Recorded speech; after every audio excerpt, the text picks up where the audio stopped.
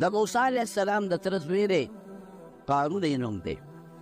حضرت ابن عباس رضی الله عنه فرمایي، تفسیر قرطبي لیکلی دی چې حضرت ابن عباس رضی الله عنه فرمایي چې دی د موسی علیه السلام سکه د تره زوی و، دا قارون. یوه یعنې دی د تورات حافظ مو، تورات ورته یاد او دریم د تورات تاریخ مو، علم د تورات مو سره دی قارون سره.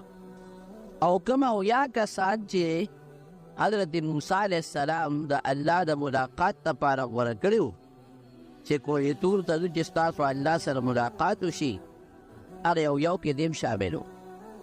هغې اویو کسانو سره الله خبرې وکړې، حافظ د تورات هغې اویو کسو کې منتخب د حضرت موسی علیه السلام سکه د تره زوی او هغې